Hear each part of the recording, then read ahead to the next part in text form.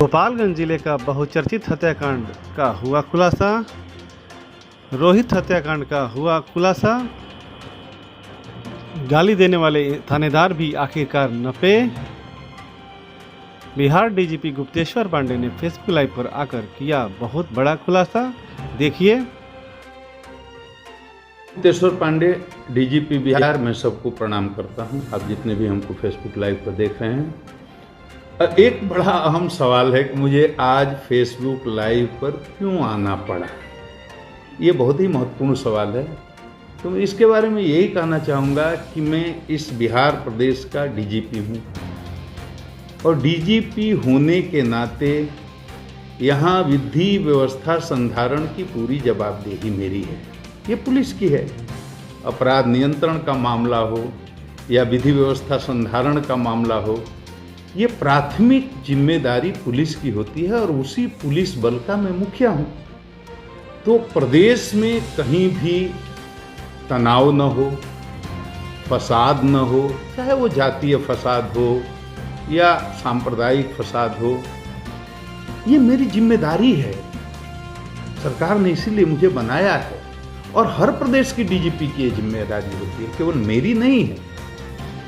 तो मैं इस जिम्मेदारी को निभाने के लिए, अपनी बात आप तक पहुंचाने के लिए, एक घटना की सच्चाई आपको बताने के लिए आज फेसबुक लाइव आया हूं, ताकि मेरी ये बात बिहार की 12 करोड़ जनता तक पहुंच जाए और उनको ये सच्चाई पता चल जाए कि गोपालगंज में रोहित हत्याकांड का संबंध किसी सांप्रदायिक मामला से नहीं है। मेरे फेसबुक लाइव पर आने का उद्देश्य किसी का नुकसान करना, किसी की भावना को आहत पहुंचाना, ये भी नहीं है। मैं विधि व्यवस्था संधारण जो मेरी जिम्मेदारी है, उस जिम्मेदारी को निभाने के क्रम में आज मुझे ये फेसबुक लाइव आना पड़ा। अब देखिए, गोपालगंज बिहार का एक महत्वपूर्ण जिला है और बहुत ही संवेदनशील जिला है सांप्रदायिक दृष्टिकोण से। उत्तर प्रदेश का बॉर्डर है, उधर देवरिया जिला, इधर हमारा गोपालगंज जिला। बिहार उत्तर प्रदेश का बॉर्डर है। बहुत पहले मार्च में 28 मार्च को एक घटना होती है। बहुत कॉम्प्लिकेटेड इसको कर दिया गया। मैं बहुत कम शब्द में, कम समय में, बिल्कुल जो अभी तक के अनुसंधान का सार है वो मैं आपको बता रहा हूं। गोपालगंज जिले में एक बेलवाडी करके गांव है और कटैया थाना पड़ता है। गोपालगंज से काफी दूरी है, रोड भी उतनी अच्छी नहीं, मुझे जाने में 1.5 घंटा समय लगा। एक रोहित हत्याकांड का मामला जो 28 मार्च को हुआ था। 5 बच्चे हैं, 2 हिंदू संप्रदाय के हैं, 3 अल्पसंख्यक समुदाय के हैं, 5 नाबालिग हैं। 13 साल, 14 साल, 15 साल, 16 साल, यही उम्र रही होगी।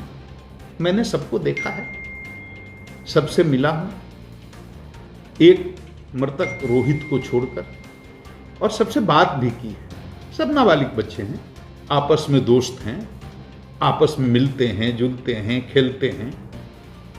मैंने वादी का बयान भी लिया है, मृतक रोहित के पिता का, उनकी मां का, और उन्होंने स्वीकार किया है कि मित्रता थी। कोई दुश्मनी की बात प्रकाश में अभी तक आई नहीं।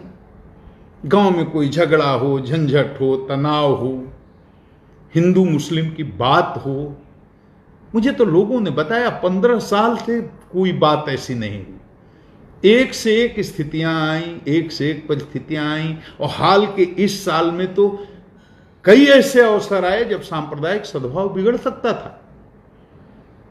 और आप सब इस बात के गवाह हैं कि देश में बहुत जगह बिगड़ा भी, लेकिन बिहार अपनी धुरी पर खड़ा रहा है। कहीं कोई सांप्रदायिक विवाद फसाद हुआ नहीं। ये 12 करोड़ बिहार की अमन चैन पसंद जनता का कमाल है। ये बिहार के डीजीपी का कमाल नहीं है, ये लोगों का कमाल है। कि वो जहां थे खड़े रहे, सांप्रदायिक सद्भाव को बनाए रखा। एक से एक परिस्थितियां आई उस गांव में। बताया लोगों ने कि 15 साल उसके पहले भी कोई इतिहास नहीं है कि आपस में सांप्रदायिक तनाव हुआ हो। बड़ा गांव है। बताया गया कि 400 से अधिक लोग हिंदू हैं और मुसलमान तो दाल में नमक की तरह हैं। वहां अल्पसंख्यक के समुदाय के लोग, बताया गया मुश्किल से 10-15 घर होंगे। बहुत छोटी संख्या है। आपस में प्रेम है, एकता है, मोहब्बत है, भाईचारा है। किसी तरह की कोई तनाव की सूचना नहीं है। कोई इतिहास भी ऐसा नहीं है। ये 5 बच्चे हैं, 2 हिंदू के हैं, 3 मुसलमान के हैं। ये 5 नाबालिग हैं, एक उम्र के हैं, एक साथ खेलते हैं, खाते हैं, उठते हैं, बैठते हैं। और रोज की तरह उस दिन भी ये 5 गए। एक हिंदू बालक, वही जाकर के उसको बुलाया, चलो हम लोग खेलने चलते हैं। 3 साइकिल, 5 ये मित्र साथ जाते हैं। गांव से 3-4 किलोमीटर दूर एक खनुआ नदी है। यही नदी है जो उत्तर प्रदेश को बिहार से डिवाइड करती है। 20 फीट चौड़ी होगी, लेकिन गहरी बहुत है। हमें तो लोगों ने बताया जेसीबी से शायद हाल में कोई खुदाई हुई, जिसके चलते बहुत मैंने नदी में घुस करके, प्रवेश करके और घटनास्थल का निरीक्षण किया। जहां बालक के डूबने या उसकी हत्या करके वहां डुबाने की बात कही जाती है, मैं सारा अपना यूनिफॉर्म खोल करके और कपड़ा बदल करके उस गहरी, मैं तैरता बहुत अच्छा हूं, तैराक हूं, पानी से मुझे डर नहीं लगता। तो मैं उतरा और बादी के सामने बादी थे, बादी की पत्नी थी, बादी के ससुर थे, बादी का पूरा परिवार था, उनकी बिटिया थी। सबके सामने जहां जैसे जैसे उन्होंने बताया, मैं पानी में उसकी गहराई मापने के लिए उतरा, कपड़े खोल करके। वो मैं वीडियो आपको दिखाऊंगा, जो आप हमको सुन रहे हैं सब देखेंगे, इसी फेसबुक पर डालूंगा। और मैंने पानी की गहराई लेना चाहा तो मुझे लगा कि पानी कम से कम, मुझे लगा 12 फीट गहरा तो जरूर होगा। मैं सीधा हाथ खड़े करके डूबता था। मुझे अंदाज नहीं आता था कि ऊपर अभी कितना पानी है। मतलब मैं ये कह सकता हूं कि खड़ा हाथी तो उसमें डूब ही सकता है। और मुझे बताया गया कि मार्च में जब यह घटना हुई थी या दुर्घटना हुई थी, उस समय पानी का स्तर और ऊपर था, मतलब पानी और ज्यादा रहा होगा। वहां पर उस घटना स्थल का निरीक्षण किया और घटना स्थल पर ही मैंने बादी की पत्नी का, यानी रोहित के पिता का, रोहित की मां का, रोहित के नाना का, ये जो लोग अभियोजन पक्ष के थे उनका बयान लिया, बाकी लोगों का भी लिया। घटनास्थल पर वहां जंगल है, झाड़ी है और पेड़ पौधे हैं और अगल बगल के लोग भैंस चराने के लिए, पशु चराने के लिए दिन भर वहां रहते हैं। बड़ा मनोरम दृश्य है वहां का। वहां मैं गया। अब कहानी ऐसी है कि 5 मित्र भी वहां 28 मार्च को गए। ये 2-3 बजे दिन में जाते हैं। समय का हेरफेर हो सकता है। बादी की मां ने बताया वो 3 बजे का समय रहा होगा, 2-3 बजे का समय रहा होगा। यही बादी ने भी बताया, बादी की पत्नी ने भी बताया, माने रोहित की मां ने भी, रोहित के पिता ने भी, रोहित के नाना ने भी जो समय बताया और जो प्राथमिकी में है, मोटा मोटी यही अपराह्न का टाइम 3 बजे का समय रहा होगा, 1 घंटा आगे पीछे। ये बच्चे जाते हैं वहां 5 एक साथ। और वहां जो भैंस चराने वाले हैं उसका बयान भी मैं वीडियो डालूंगा, आप देख लेंगे। कई लोग हैं जो रोज जाते हैं, वहीं पर चराते हैं। उन लोगों का बयान है कि हमने देखा कि ये 5 बच्चे आए, एक साथ खेलने लगे, एक साथ नदी में नहाने के लिए गए। उसके बाद क्या हुआ ये उनको नहीं पता है। उनकी भैंस कहीं और चली गई तो उसके पीछे पीछे चले गए। मतलब 5 के अलावे कोई छठा नहीं था। ये उनकी बात से हमको लगा। तो अब ये बच्चे नहाने आते हैं। अब 4 बच्चे तो लौट जाते हैं जी, शाम को 6-7 बजे घर पहुंच गए। एक बच्चा नहीं जाता है। अब 15 साल का रोहित जब घर नहीं पहुंचा, मां बाप को चिंता होती है, किसी मां बाप को होगी, बहुत परेशान होते हैं, पूरे गांव में खोजते हैं, इन बच्चों से भी पूछताछ होती है। बच्चे साफ झूठ बोल देते हैं, हमें नहीं पता, वो पहले ही आ गया था, वगैरह वगैरह, जो भी, मतलब वो कोई भी बात नहीं बताते हैं कि रोहित कहाँ है, कैसे है, किस हाल में है। अब देखिए फिर उसी दिव्यांग एक लड़का है जो हिंदू समुदाय का है, जो घर से बुलाने गया था, और भी लड़के थे जैसा बताया, उसमें 3 मुसलमान हैं, मैंने पहले ही बता दिया है। अब उस लड़के को सख्ती से सुबह पूछताछ की जाती है। हमें बताया गया कि उसको 1-2 तमाचे भी गांव वालों ने लगाए, घर वालों ने लगाए, जिसने भी लगाया हो, और उसको कहा कि नहीं, तुम्हारे साथ गया, तुम बुला कर ले गए, तुमको बताना होगा कि रोहित कहां है। वो बताता है कि डूब गया। कहां? उसको लेकर के पूरे गांव के लोग उस जगह आते हैं जहां बच्चे नहाने आए थे या खेलने आए थे। वो जगह बताता है, लाश निकाली जाती है। लाश जब निकलती है, अब जिसके 15 साल के बच्चे की लाश निकली हो, उस बाप के दर्द को आप समझ सकते हैं, उस मां की पीड़ा को आप समझ सकते हैं कि उसके कलेजे में कैसी टीस उठती होगी। हमारे साथ होगा, हमको भी ऐसा लगेगा, आपके साथ होगा, आपको भी ऐसा लगेगा। 15 साल का बहुत ही तेजस्वी लड़का था, मां बाप को पकौड़ी की दुकान है, गरीब हैं, 12 कट्ठे जमीन बताया हमको है, और कोई आय का साधन नहीं है, बहुत ही गरीब आदमी है। उसका 15 साल का एक बेटा, उसकी लाश निकल रही है। किसी पिता का मानसिक संतुलन ठीक रहेगा? किसी मां का ठीक रहेगा? तकलीफ होगी, पीड़ा होगी, कष्ट होगा। वो पीड़ा उसको भी है। वो कल मैंने जब बात की मां बाप से रोहित के, वो पीड़ा अभी भी झलक रही थी। बेटे की खो देने का दर्द इतना जल्दी जाता नहीं है। अब ये घटना होती है, उसके बाद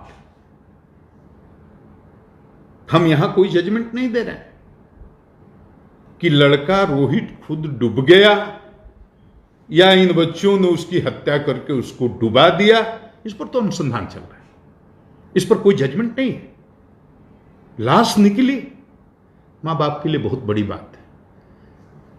मां बाप का दावा है कि नहीं, ये डूबने से नहीं हुई, इसको मार करके डुबाया गया। अब दूसरे दिन वहां के स्थानीय अखबारों में जो समाचार छपा, वो भी मैं डालूंगा, आप देख लीजिएगा, वो अलग है। अखबारों में यह छपता है कि डूबकर मौत, परिजनों ने जताई हत्या की आशंका। इस तरह के न्यूज आए और कई अखबारों में आए। हमारे पास प्रेस कटिंग भी है। मैं टेक्निकल आदमी नहीं हूं, वो वीडियो बनाकर डालना नहीं जानता हूं। मैंने अपने एक असिस्टेंट को, सिपाही को बोला है कि उसको जो हमने बयान लिया है उसका छोटा छोटा पर्सन निकाल करके डाल दे। उसको आप देखेंगे तो पूरी तस्वीर क्लियर हो जाएगी। स्थानीय अखबार इस तरह से रिपोर्ट करते हैं, डूबकर मौत, डूबने की आशंका, परिजनों ने जताई हत्या की आशंका। अब ये बात तो हुई, तो पुलिस ने क्या किया?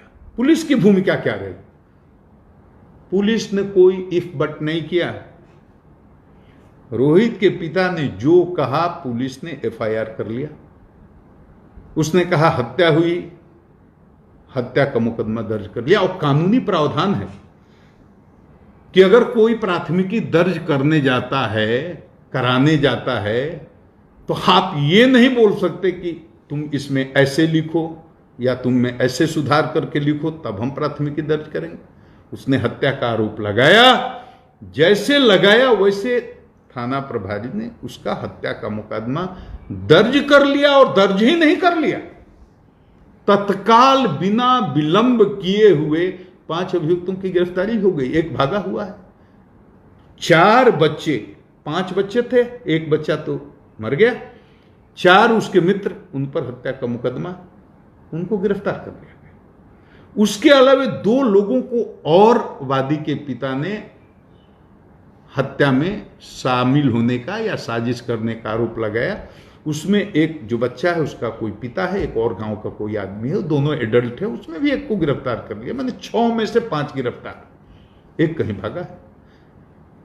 तो पुलिस ने एफआईआर गिरफ्त कर लिया, जेल भी भेज दिया।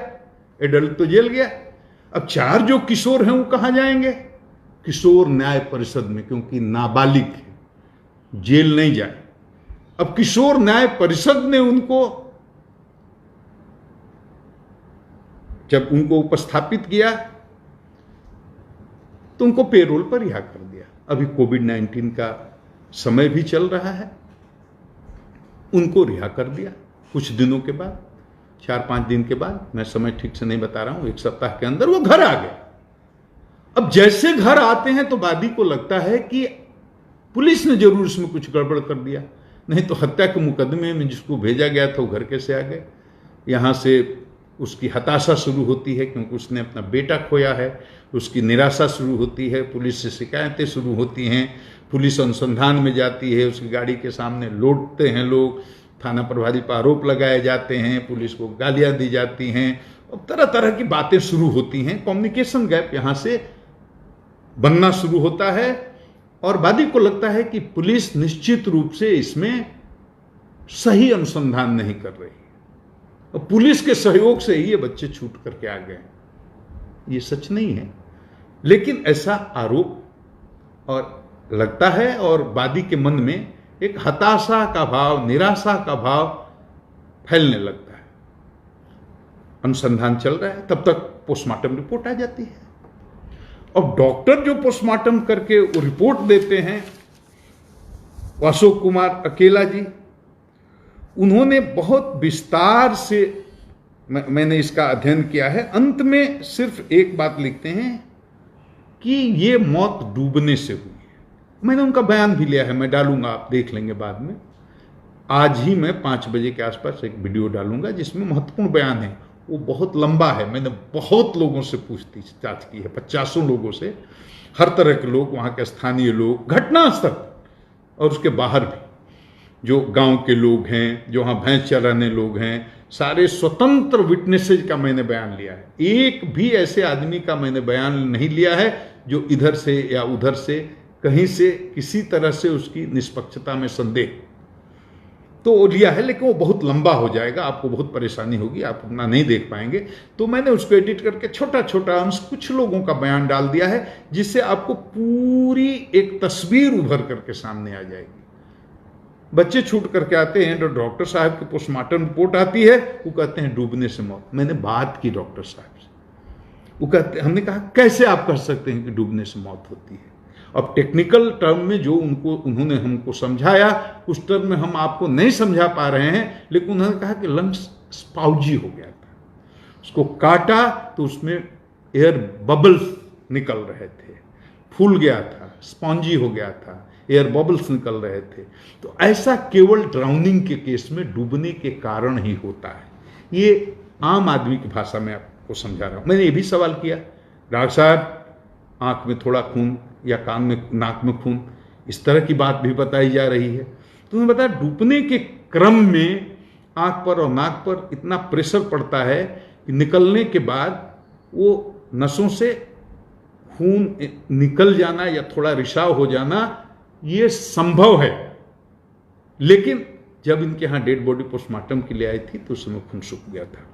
डॉक्टर साहब ने भी बताया कि कहीं भी एक्सटर्नल इंजरी या माने शरीर के बाहरी हिस्से में या अंदर के किसी भी हिस्से में कोई उस बच्चे में इंजरी यानी जख्म नहीं पाया गया। मतलब किसी प्रकार के जख्म के कारण उसकी मृत्यु नहीं हुई है, न गले में किसी तरह का कोई ऐसा निशान या कुछ भी। तो ये डॉक्टर साहब को ओपिनियन, मैं अपनी तरफ से कुछ नहीं कर रहा। मैंने फिर एक दूसरे डॉक्टर साहब जो वही सदर हॉस्पिटल में पदस्थापित हैं, उनसे भी मैंने ओपिनियन ली, उनसे भी बात किया और उसका एसपी साहब ने भी बयान लिया था, उस वीडियो को मैं डाल दूंगा। उनका भी ओपिनियन था कि ये मृत्यु डूबने से हुई है। लेकिन हम यहाँ केवल इससे संतुष्ट नहीं हैं, हम अनुसंधान को क्लोज नहीं कर रहे हैं। हम ये मान कर चल रहे हैं कि ये हत्या का मामला भी हो सकता है और डूब करके मरने का मामला भी हो सकता है। अनुसंधान पूरा खुला है, लेकिन हमने जो वहां बयान लिया लड़के की मां का, लड़के के बाप का, लड़के के नाना का, जो भी अभियोजन की तरफ से गवाही दे सकते, किसी आदमी, पहली बात तो यह कि इसमें से कोई भी घटना का चश्मदीद गवाह नहीं है, आई विटनेस नहीं है, नंबर 1। दूसरा, परिस्थिति जन्य साक्ष्य होता है। इसमें से कोई भी आदमी ये बताने में सक्षम नहीं है कि इन बच्चों में आपस की किसी प्रकार की कोई दुश्मनी थी, कोई विवाद था, कोई तनाव था। मैंने हत्या में मोटिव खोजा जाता है अनुसंधान में। हत्या हुई तो कोई कारण होगा, यहीं से अनुसंधान की शुरुआत होती है पुलिस। हत्या ऐसे नहीं होती।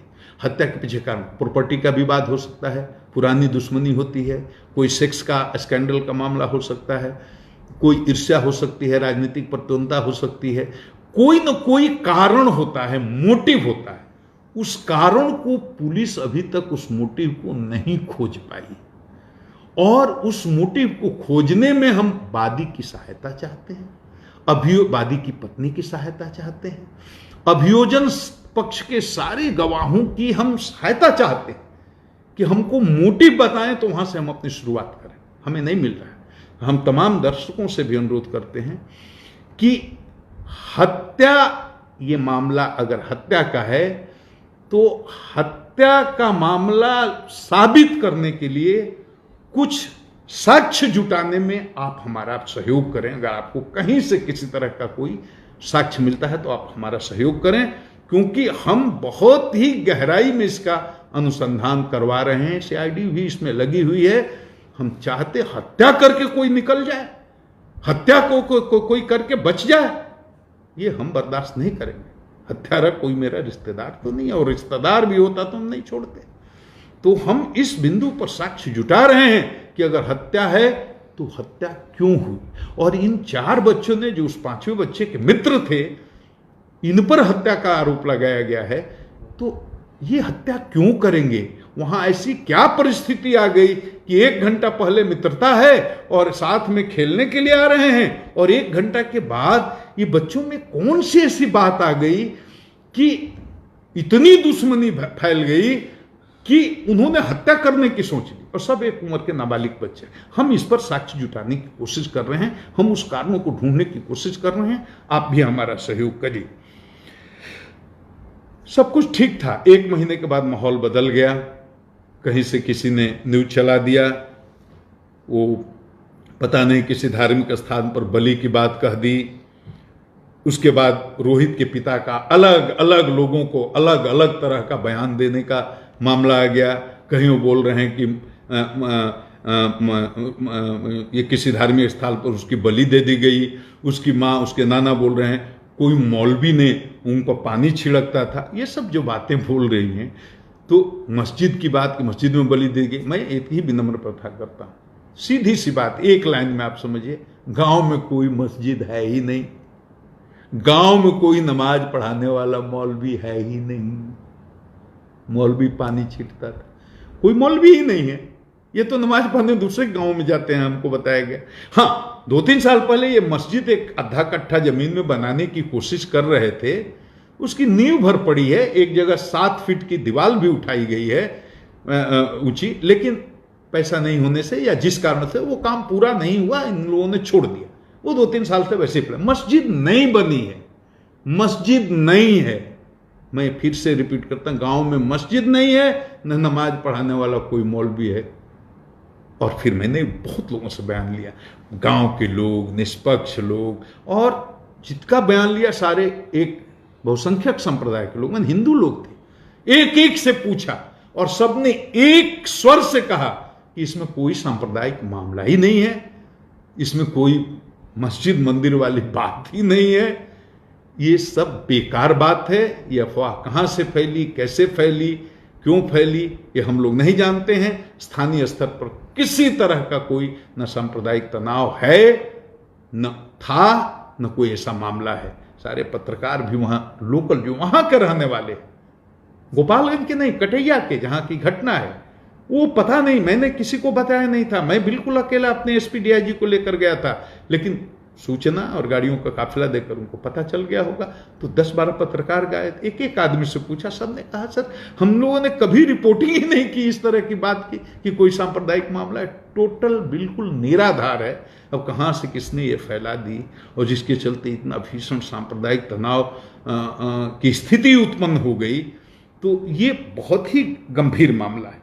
और चूंकि हमें अपने प्रदेश को बचाना है, हमें सांप्रदायिक सौहार्द बना करके रखना है, और ये अफवाह फैलते फैलते दूर दूर तक गांव में न फैल जाए, क्योंकि गांव में बहुत लोग हैं जो बहुत शिक्षित नहीं हैं, और वो सुनी सुनाई बात पर विश्वास कर लेते हैं, और अगर उन्होंने इस बात पर विश्वास कर लिया तो बड़ा अनर्थ हो सकता है। तब तो गांव गांव में दंगा हो सकता है, फसाद हो सकता है। तो ये मेरी नैतिक जिम्मेदारी थी कि इस फेसबुक लाइव से बिहार की 12 करोड़ जनता को इतना बता दूं कि वहां कोई सांप्रदायिक मामला नहीं है, वहां कोई मस्जिद बंद करके तैयार नहीं हुई है, वहां कोई मौलवी नहीं है, और ये घटना है या दुर्घटना है, ये हत्या भी हो सकती है, डूब करके भी आदमी मर सकता है, ये दोनों बातें हो सकती हैं। दोनों बातों को ध्यान में रख करके पुलिस इसका निष्पक्ष अनुसंधान कर रही है। किसी को भी ये नहीं लगना चाहिए कि इसमें किसी को दोषी पाया गया तो इसमें छोड़ा जाएगा। बाकी माँ ने क्या कहा, बाप ने क्या कहा और नाना ने क्या कहा, एक लाइन में स्टोरी है कि तीनों में से किसी ने मेरे सामने ये नहीं कहा कि किसी धार्मिक स्थल पर लड़के की बलि दी गई है। एक लाइन की बात। और किसी ने नहीं कहा, हमको यहां तक कि वादी ने कई जगह उसने बयान दिया कि वो अल्पसंख्यकों के डर से भाग करके उसकी जान को खतरा बाहर रहा। मेरे सामने उसने कहा वो थानेदार के डर से भाग गया, वो थानेदार के डर से भागा हुआ है, थानेदार उसको धमकी देता है। थानेदार पर बहुत तरह के आरोप भी लगाए गए और आपने देखा भी होगा, उसको गाली गलौज करते हुए थानेदार का वीडियो भी वायरल हुआ, वो भी आपने देखा होगा। मैं सिर्फ ये कहना चाहता हूं, सिर्फ एक बात, थानेदार ने जो किया, किस परिस्थिति में किया, मैं उसकी सफाई पेश नहीं करना चाहता। किस स्ट्रेस में, तनाव में उसको कितना परेशान किया गया, जलील किया गया, उस पर तरह तरह के आरोप लगाए गए, ये सब बात मैं नहीं कह रहा हूं और ये कहना भी नहीं। किसी भी परिस्थिति में, किसी भी स्थिति में और किसी भी तनाव की स्थिति में किसी थानेदार को अमर्यादित भाषा में जनता से बात करने का अधिकार नहीं है। वो तो पीड़ित है, उसके 15 साल के बच्चे की हत्या हुई है या मौत हुई है, और उसके परिवार के साथ कोई थानेदार और गंदी आवाज में गाली गलौज की भाषा में बात करता है, ये हमारे लिए शर्म की बात है, पूरे विभाग के लिए शर्म की बात है। तो पहला काम हमने ये किया कि थानेदार को जाते ही सस्पेंड किया, विभागीय कार्रवाई करने का आदेश दिया। उस मामला का पटाक्षेप हो गया। इस वीडियो को बनाने का सिर्फ इतना ही मतलब था कि आप जाने कि ये कोई सांप्रदायिक मामला नहीं है, या तो ये घटना है या एक दुर्घटना है। घटना माने या तो हत्या का मामला है, दुर्घटना माने या तो डूब कर मरने का मामला है। हम इसको अभी हत्या का मामला ही मान करके वादी के हिसाब से उसके लिए साक्ष्य जुटाने की कोशिश कर रहे हैं। आप भी साक्ष्य जुटाने में हमारी मदद कीजिए। और एक बात और कहेंगे, अफवाह नहीं फैलाइए, बड़ी जिम्मेदारी का काम होता है। देश बहुत मुसीबत में है, हिंदू हो, मुस्लिम हो, सिख हो, ईसाई हो, अफवाह फैलाइएगा बड़ा नुकसान होगा। अब बिहार तो प्रेम की धरती है, मोहब्बत की धरती है, सांप्रदायिक सद्भाव की धरती है, ये महावीर की धरती है, ये बुद्ध की धरती है, ये गांधी की कर्म भूमि है। मोहब्बत का पैगाम बिहार की धरती से दुनिया भर में गया है, अहिंसा का पैगाम बिहार की धरती से दुनिया भर में गया है। हम बिहार को बचाने में हमारी मदद कीजिए, सहयोग कीजिए। और हमारी बात किसी को बुरी लगी हो या किसी को अच्छी नहीं लगी हो तो मैं क्षमा चाहता हूं। बहुत लोगों के सवाल होंगे, बहुत तरह के सवाल होंगे। मेरे लिए फेसबुक पर किसी सवाल का जवाब देना संभव नहीं हो पाता है, इतना व्यस्त आदमी हूं। मैंने स्थिति स्पष्ट कर दी कि केस घटना हुई है, 15 साल का एक बच्चा हमने खोया है, वो हमारा ही बेटा था। लेकिन अब वो हत्या का मामला है या डूब करके मरने का मामला है, हम उस पर साक्ष्य का कि जुटा रहे हैं, अनुसंधान जारी है और एकदम निष्पक्ष न्याय होगा। मैं इतना ही कह करके आप सबों को प्रणाम करता हूं। गुप्तेश्वर पांडे, डीजीपी बिहार।